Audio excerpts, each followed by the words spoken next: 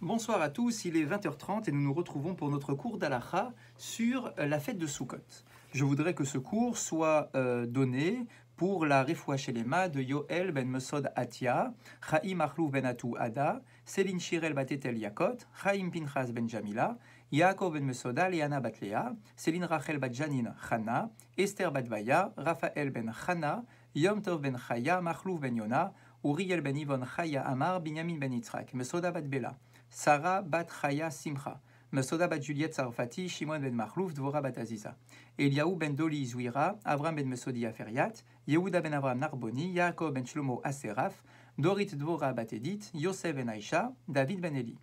Chanita bat Zaiza, David ben Rachma, Solika bat Alia Meloul, Mesodi bat Solika Toledano, Dina bat Esther, Shlomo ben Esther, Kami Kamuna Azoulé bat Marie, Moshe ben Mordechai, Raphaël ben Chana, Evelyn bat Rivka, Myriam bat Chaya, Matatiaou ben Brendel, Denise bat Olga, Eliaou ben Marcel, Maïssa, David ben Zora Wanounou, Avram ben Sultana ben Amou et son épouse Mesoda, Michal Dadoun, Shimon ben Saada, Chana Batalia, Yael Chaya bat Fani, Esther bat Rachel Gweta, Lebet Zibi, Yael bat Rivka, Esther bat Shifra, Dov ben Esther, Shlomo ben Miriam, Yoel ben Mesoda, Saadia ben Esther, Eliaou ben Zacha, Thierry Shlomo ben Liliane Fortuné, Rachma Ruth bat Lisa et Esther, David ben Chana, Laurent Korchia, Yehuda ben Simon, Chaim Dov ben Victoria, Shalom Chaim ben Miriam, Yael bat Miriam, Daniel Sionari ben Nora, Adas bat Ora et Odaya bat Hélène, que nous apprennent de bonnes nouvelles pour tous ces malades.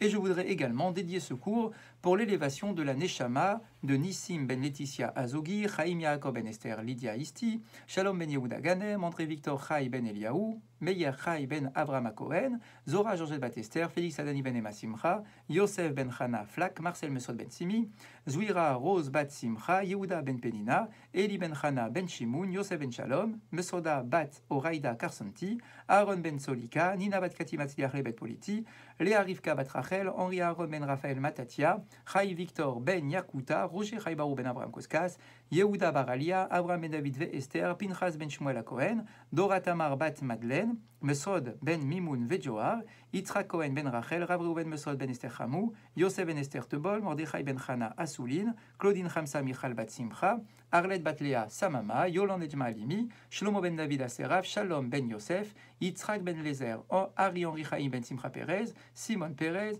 Rivka bat Élise, Eliaou ben Machlouf Cohen Saban, Simi bat Sete, Sarah Rosette bat Donna, Myriam bat Alia, Rabbi Eliaou Lashkar, Jenny bat Henriette, Julie bat Rachel, Rachel bat Nina Ederi, Yaakov ben Mecha et Ronita Lisa bat Esther. Nous avons rappelé hier soir l'habitude que nous avons de faire la veillée pendant Shavuot, que ça soit d'un point de vue communautaire ou même d'un point de vue privé, qui nous montre que finalement les enfants d'Israël étaient tellement, nous devons être tellement pressés de recevoir la Torah que on en perd le sommeil et que nous sommes là en train d'attendre impatiemment que Dieu puisse se manifester à nous pour nous donner la Torah. Du coup, se pose une question essentielle. Si je ne dors pas pendant la nuit, lorsque le matin arrive et que je m'apprête à faire ma tfila, qu'en est-il des bénédictions du matin? Est-ce que je dois réciter le Modéani, la bénédiction sur la Torah, les bénédictions du matin, la Birkat Kohanim? D'accord, qu'en est-il exactement d'après la halacha? Le principe est le suivant. Même un individu qui n'aurait pas dormi pendant toute la nuit a l'obligation de réciter les bénédictions du matin. Pourquoi? Tu vas me dire, mais moi, j'ai pas dormi. Pourquoi est-ce que tu veux que je remercie Dieu de m'avoir redonné la vue et de m'avoir redonné la force de marcher, de m'avoir redonné ma neshama? Je lui ai pas rendu puisque je n'ai pas dormi. J'étais bien réveillé, j'ai même pas somnolé, j'étais bien, j'ai étudié, j'ai participé aux différents cours. D'accord? Donc, pourquoi est-ce que tu veux que je fasse ces bénédictions qui ne me concernent pas? Et là, la réponse est très importante. Ces bénédictions ne sont pas des bénédictions personnelles. Ce n'est pas des bénédictions sur mon existence à moi, sur ma vie à moi. Pour preuve, quelqu'un qui, malheureusement, n'aurait pas la vue, doit quand même réciter la bénédiction sur Dieu qui rend la vue. Quelqu'un qui ne peut pas marcher doit quand même réciter la bénédiction sur Dieu qui est capable de nous faire marcher. Pourquoi? Parce que ce sont des bénédictions générales, globales, sur le principe. Dieu rend la vue, Dieu rend la neshama, Dieu nous permet normalement de pouvoir nous lever, de nous redresser, de marcher, etc. Ce sont des bénédictions de principe qui ne me touchent pas nécessairement toutes, mais des bénédictions de principe. Hana'a klalit, c'est donc un bénéfice général qui concerne l'ensemble de l'humanité. C'est une tradition qui venait à Adam Becholium, qui se renouvelle généralement pour chacun d'entre nous, puisque généralement, toutes les nuits, je vais aller dormir. Là, exceptionnellement, je n'ai pas dormi, mais normalement, je dors.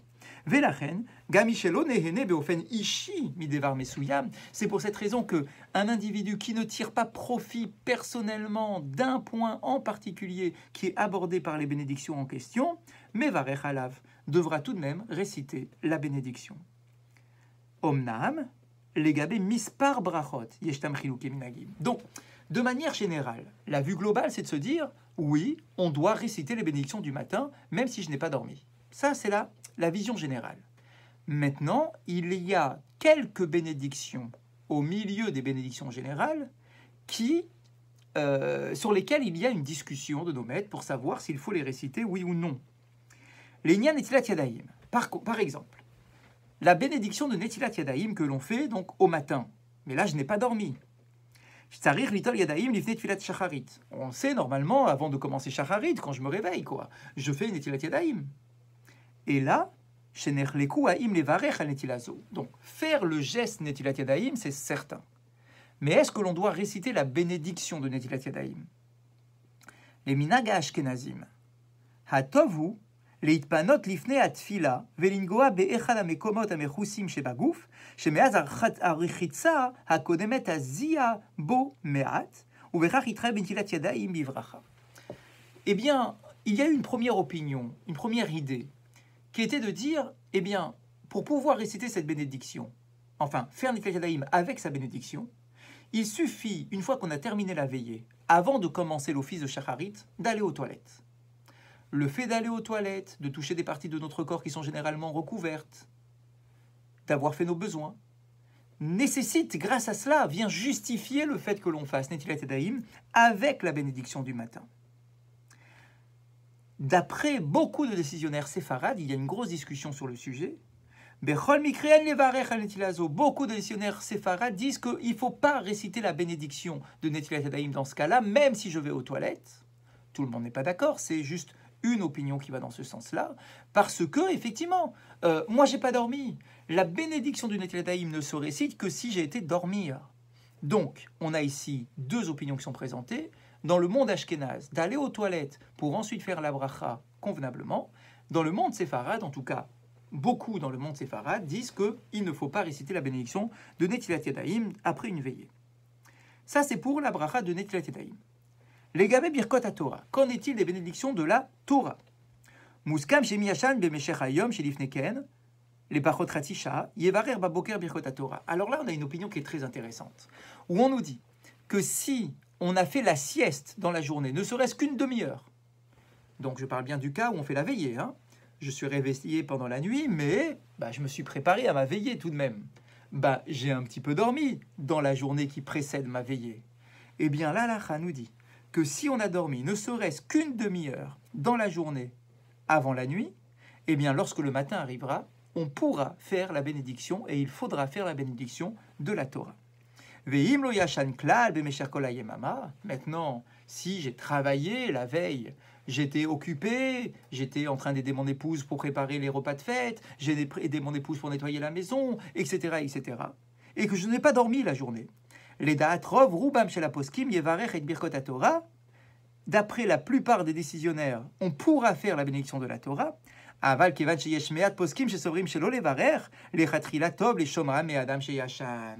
Mais comme il y a tout de même beaucoup de décisionnaires qui disent qu'il ne faut pas faire la bénédiction dans ce cas-là, où je n'aurais pas dormi du tout pendant la journée qui précède, eh bien, ils nous conseillent d'écouter la bénédiction de la Torah de quelqu'un d'autre qui, lui, a dormi. Et c'est souvent ce qui se passe dans les synagogues, lorsque arrivent les fidèles qui n'ont pas fait la veillée, mais qui veulent faire le premier office du petit matin, eh bien, on leur demande de réciter la bénédiction du matin à voix haute, avec la bénédiction de la Torah, afin que l'on puisse s'acquitter de la bénédiction que lui récite pour sortir du doute.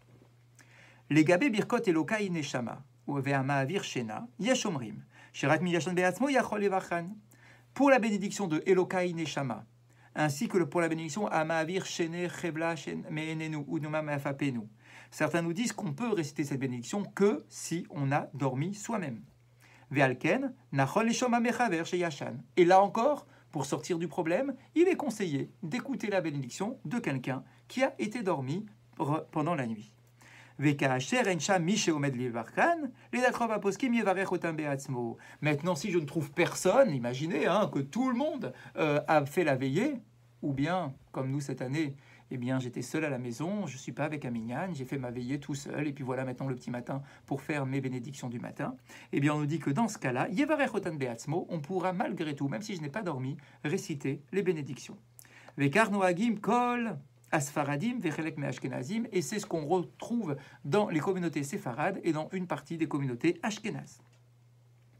Les Sikoum, en conclusion, les Minagrov Israël, d'après la plupart des décisionnaires, Anishari Marim Kolalaïla, ceux qui sont restés réveillés toute la nuit, mais Vachimet Kol Birchot HaShachar ou Birchot HaTorah, auront la possibilité de réciter toutes les bénédictions du matin ainsi que la bénédiction de la Torah.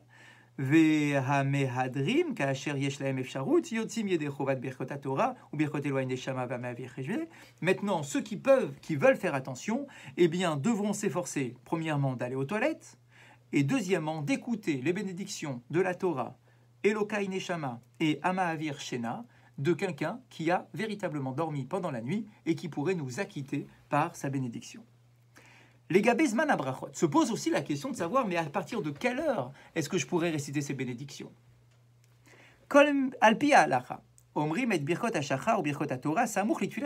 Alors, normalement, on ne se pose pas la question.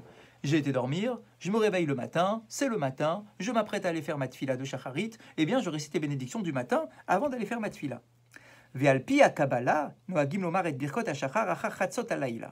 D'après la Kabbale, eh bien, on a le droit de réciter les bénédictions du matin à partir de Chatzot Alayla, à peu près 2 heures du matin. Dès que le milieu de la nuit est passé, on peut dès à présent déjà réciter les bénédictions du matin. Par contre, pour la bénédiction de la Torah, on doit attendre l'aube. Donc, les bénédictions du matin à partir du milieu de la nuit, mais attendre l'aube pour réciter les bénédictions de la Torah. Pendant toute la nuit, et c'est vrai, ça arrive assez souvent dans les communautés, pour rester réveillé, on a besoin de grignoter un petit peu, de manger un morceau de gâteau, des petites choses par-ci, par-là. Eh bien, on nous dit, tout au long de la nuit, Moutar, il est autorisé de manger et de boire, sans limite. Ou Misha'a She'ala Amoud HaShachar, par contre, à partir du moment où l'aube arrive, il sera interdit de continuer à manger et à boire des boissons et à manger des gâteaux, etc. On nous dit pourquoi? Parce qu'à partir du moment où l'aube arrive, alors c'est l'heure de la tfila. Et lorsque l'heure de la tfila arrive, je n'ai plus le droit de manger, mais ça c'est des halachot déjà du quotidien, de tous les jours de l'année. Eh bien, dans la veillée, il faut faire attention à ne pas se laisser entraîner par notre consommation de la nuit, en disant, voilà, je mange des gâteaux tout au long de la nuit, et puis finalement, j'en arrive à l'aube, et je continue encore à grignoter mes morceaux de gâteau. C'est impossible. On ne peut pas imaginer une chose pareille, parce que, à partir du moment où l'aube arrive, eh bien, je dois me préparer à la tfila du matin. À partir de quel moment est-ce que l'on pourra faire la tfila? Alors, il existe effectivement une grande discussion. Certains, dans l'idéal, vont nous dire il faut attendre le lever du soleil, ce qu'on appelle vatikin. Pas pour commencer, mais au moins pour faire en sorte que la Hamida de Shacharit soit récitée avec le coucher du soleil.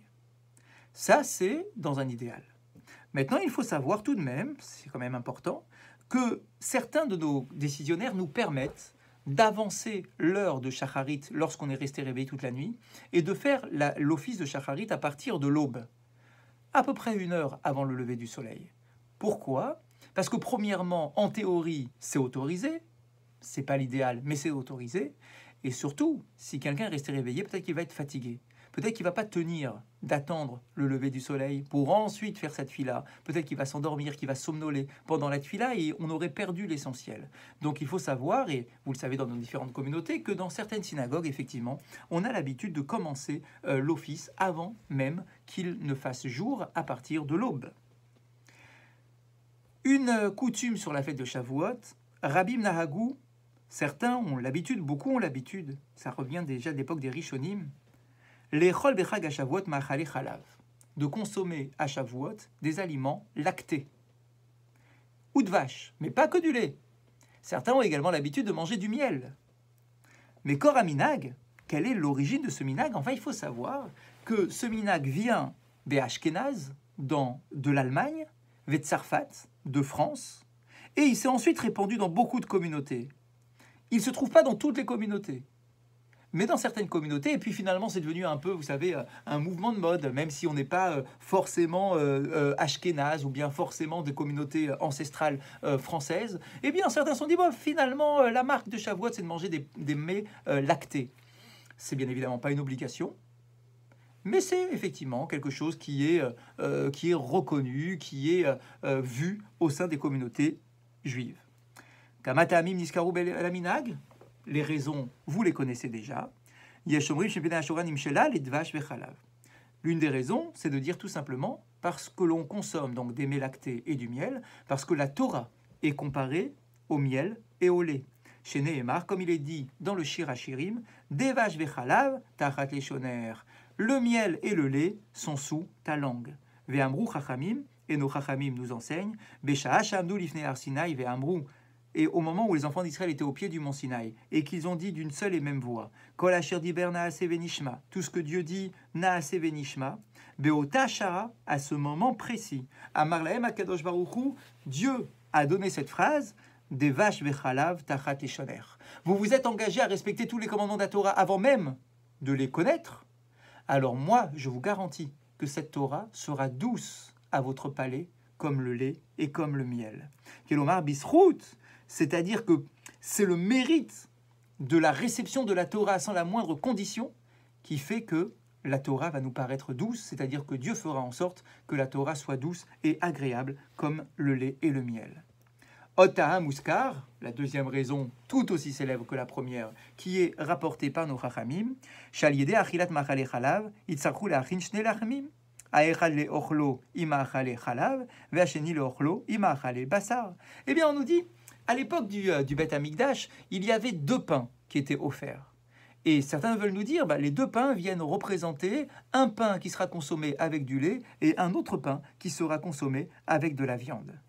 Ve'od Amrou, et en plus il a été dit, et là aussi vous le savez pertinemment, que lorsque les enfants d'Israël ont reçu la Torah, et que dans cette Torah il y avait les règles de cacheroute, pour savoir comment faire pour abattre un animal, pour le cachériser, avant de le consommer, etc., eh bien les enfants d'Israël n'étaient pas encore prêts, ils n'avaient pas encore appris ces halachot. Ils n'avaient pas encore préparé leur couteau comme il se doit pour faire la shrita de manière autorisée. Donc ils se sont retrouvés à consommer des aliments chalavi. Et donc en souvenir de cela, nous aussi, nous consommons des aliments chalavi.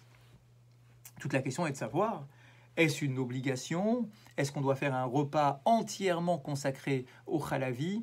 Il y a là effectivement différentes opinions. Et quel est le repas en question? Est-ce que c'est le repas du soir? Est-ce que c'est le repas du matin? Certains ont l'habitude de faire la veillée, de faire après la veillée un kidouche pour manger du chalavi et ensuite faire un peu plus tard un repas bassari, etc. Honnêtement, toutes ces opinions existent. Elles existent. Nous, ce que nous avons l'habitude de faire, c'est effectivement de commencer le repas, pas nécessairement celui du soir, mais celui du matin, de commencer le repas par un aliment chalavi, et ensuite de se rincer la bouche, bien évidemment, de changer la nappe si on a mangé sur la nappe, pour mettre en place ensuite un repas bassari, comme nous en avons l'habitude pendant les jours de fête. Et je terminerai par un dernier point. Bisman chez Bet Amikdash, Ayakayam, à l'époque où il y avait le Bet Amikdash, il y avait à Shavuot, c'est une fête de pèlerinage, il y avait l'obligation d'aller au Bet Amikdash et d'offrir des sacrifices. Au Latreia, Veshalme Chagiga.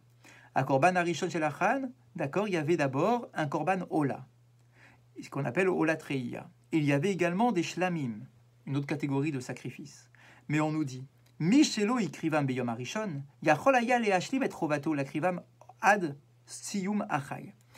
Et en fait, si on n'avait pas la possibilité, si on n'avait pas pu offrir ce korban le premier jour de la fête, eh bien, on avait 6 jours supplémentaires pour offrir ce korban. C'est-à-dire que l'ambiance de la fête était prolongée. C'est intéressant. La fête de Shavuot, normalement, ne dure qu'un seul jour. elle n'est pas comme Pessah, elle n'est pas comme Sukkot où il y a de nombreux jours.